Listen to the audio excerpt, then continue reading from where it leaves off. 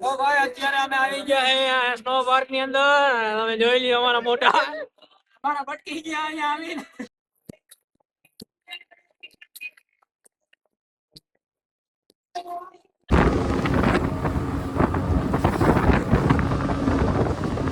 જય દ્વારકાધીશ મિત્રો, સ્વાગત છે ફરી પાછું તમારા બધાનું આપણા એક નવા બ્લોગ ની અંદર. તો ભાઈ આજે જવાના છે આપણે દ્વારકા.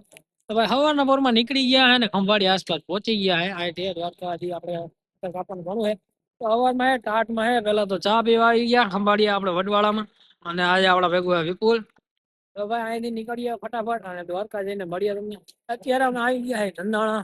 હે મોગલમાનું બહુ ભવ્ય એવું મંદિર છે અને આ ટાઈપનું કંઈક હે એનું ગ્રાઉન્ડ. અહીંયા મોગલમાનું મંદિર છે તો ત્યાં દર્શન કરતા જાય. પછી હે આપણે દ્વારકા માટે નીકળીએ. ફોટો વિડીયો લેવાની મનાઈ છે સખત. તો તમે હે અહીંયા ભજના દર્શન કરી શકો છો. બાકી આ ટાઈપનું કંઈક મંદિર છે. તો અહીંથી આપણે નીકળશું ડાયરેક્ટ દ્વારકા માટે. ફાઇનલી હે દ્વારકા પહોંચી ગયા અહીં. દ્વારકાધીશના દર્શન કરી લ્યો. અને હવે સીધું હે પેલા તો દર્શન કરવા જવું હોય.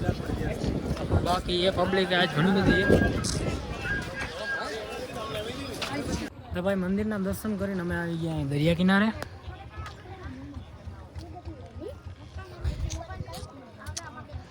અને હવે અમારે જવાનું વિચાર છે ભીમરાણા ફરી બાજુ. ત્યાં હે મોગલમાના દર્શન કરવા જવા અને પછી કંઈક જમવાનો પ્રોગ્રામ ગોઠવીએ. તો ભાઈ ગમતી ઘાટથી નીકળીને આપણે આવી ગયા અહીંયા ચોકમાં. હવે થોડી ઘણી ખરીદી કરવાની છે તો આગળ જઈને બજારમાંથી થોડી ઘણી ખરીદી કરી લઈ પછી અહીંથી નીકળીએ. તો ભાઈ દ્વારકાથી નીકળીને આપણે આવી ગયા શ્રી રૂકમણીજીના દર્શન કરવા માટે. આ ટાઈપનું કંઈક મંદિર છે, વારસામાં દર્શન કરી શકો છો. તો હવે જઈ અને દર્શન કરી આવી. તો ભાઈ હાલ અમે આવી ગયા છીએ ભીમરાણા શ્રી મોગલમાના દર્શન કરવા માટે. આ ટાઈપનું મંદિર છે. અંદર ફોન લઈ જવાની હગે ને અહીં મનાય છે તો અહીંથી જે દરિયાના દર્શન તમે કરી શકો છો. તો ભાઈ હવે ભીમરાણાથી નીકળીએ. હવે જાય સીધા શિવરાજપુર બીચે. અહીંયા હે ઘણી વાર બેઠા મહાપ્રસાદીનો હે લાભ લીધો અને હવે હે દર્શન કરી લઈએ એકવાર હજી. તો હવે સીધા મળીએ શિવરાજપુર બીચે જઈને. ચાલો થઈ જાય. તો ભાઈ હાલ આપણે આવી ગયા શિવરાજપુર બીચમાં અને જોઈ લઈએ અહીંયા હે પેરાગ્લાઇડિંગ ને એવું બધું. તો વધારે ભાગની રાઈડો તો બંધ છે, ખાલી આ બોટિંગ એક ચાલુ છે અને ઓલું હાંડિયાની રાઈડ ચાલુ છે. બાકી લગભગ બધું બંધ છે. દેશી ઇન બીચ. તો જોઈએ અહીંયા રખડીએ કેટલીક રાઈડમાં હે ટ્રાય કરશું. મેળ આવશે તો જાહી. બાકી આ ટાઈપનું કંઈક બીચ છે જોઈ લો. તો ભાઈ અત્યારે અમે જઈએ સ્પીડ બોટમાં અને જોઈ લો આ ટાઈપની કંઈક બોટ છે. હા બે જ છે, બીજો કોઈ છે નહીં. તો જઈએ અને જોઈએ કેવો કયા અનુભવ છે. બીજી કઈ રાઈડ તો અહીંયા છે, બાકી બધું બંધ છે. તો આની એકની ટ્રાય કરી લઈએ.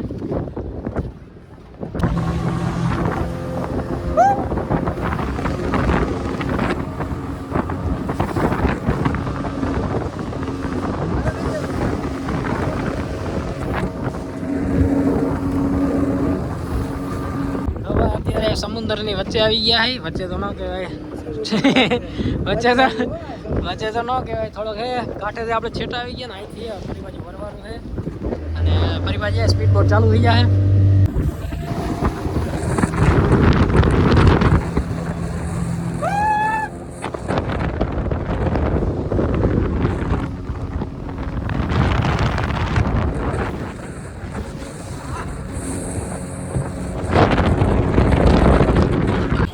સ્પીડબોટમાંથી આવી ગયા ફરી પાછા હે બીચ ઉપર અને થોડે બહુ વધારે તો નહીં પણ થોડી મજા આવી. તો બીચ લાગે એવું હતું નહીં એટલે બહુ જામ્યું નહીં. તો હજી અહીંથી હજી એક આપણી જગ્યાએ જવાનું છે તો બ્લોગમાં બન્યા રહેજો. અને એ જગ્યા કઈ છે જરાક કમેન્ટમાં જણાવજો. બરફવાળું છે બધું અને ક્યાં આવી લગભગ દ્વારકાથી લગભગ થોડો ઘણો છેટું હોય તો ત્યાં જઈને ત્યાં તમને બતાવશું કંઈ શું છે ને એવું નથી. તો અમે આવી ગયા અત્યારે અહીંયા સ્નો પાર્કમાં. આ હે બહારનો એરિયો છે, ટિકિટ ને કપડાં વગેરે અહીંથી લેવાનું હોય. અંદર જઈને તમને હજી બતાવીએ કેવું છે.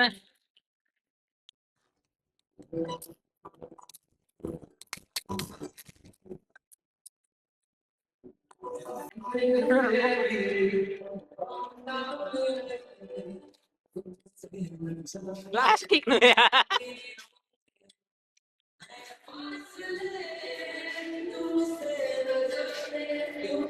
તો ભાઈ અત્યારે અમે આવી ગયા હે સ્નો પાર્ક ની અંદર. તમે જોઈ લ્યો અમારા મોટા ભટકી ગયા અહીંયા આવીને. કોઈ પબ્લિક એટલી બધી છે નહીં આને કઈક આ ટાઈપ નું છે અહીંયા. તો ભાઈ સ્નો પાર્ક થી બહાર નીકળી ગયા ને હવે અમે જાઉં સીધા ઘર સાઈડ. અહીંયા તો થોડી થોડી મજા આવી, પબ્લિક કોઈ જાજુ હતું ને એટલા માટે એટલી બધી જામ્યું નહીં. બાકી વસ્તુ છે જોરદાર હતી, એકવાર આવો તો ટ્રાય જરૂરથી જરૂરથી. હાલ આપણે પહોંચી ગયા છે લીંબડીના ઘાટીએ. અહીંયા હે જીરીક વાર બ્રેક મારી, ચા પાણી નાસ્તો કર્યા. હવે અહીંથી ડાયરેક્ટ નીકળી જાય ખંભાળિયા માટે. સમયની વાત કરું તો 6 જેવા વાગ્યા છે અને દ્વારકાથી નીકળીને સીધા અહીંયા આવી ગયા આપણે ઓલા સ્નો પાર્કમાં જ્યાં છેલ્લે ગયા હતા ત્યાંથી. અહીંથી હવે ખંભાળિયા જાય અને ત્યાં જઈને કંઈક હે નાસ્તા પાણીનો કે જમવાનો કંઈક પ્રોગ્રામ ગોઠવીએ. તો હાલ ભાઈ આપણે હે હોટલમાં આવી ગયા હે ખંભાળિયા રોડ ઉપર, રોયલ કિંગ કરીને હે. તો ત્યાં જમવા માટે ઉભા રહ્યા. જમવામાં ગુજરાતી થાળી મંગાવી છે, 3 જાતના શાક ને રોટલી ને બાકી ખીર કેવું કંઈક છે, છાશ બાસ ને. હવે અહીંયા જમી લઈ ને પછી આગળ મળીએ. ભાઈ નામેથી જમી લીધું છે. બે ભાઈ દાબેડી જોરદાર ગુજરાતી થાળી મારી ગઈ અહીંયા. અને આ ટાઈપની કઈક હોટલ છે, હોટલ ધ રોયલ કિંગ નામની. તો ભાઈ બ્લોગમાં કઈક મજા આવી જરૂરથી કમેન્ટ કરીને જરીક જણાવજો અને આ બ્લોગને અહીંયા પૂરો કરીએ. તો મળીએ નવા બ્લોગમાં, ત્યાં સુધી જય દ્વારકાધીશ.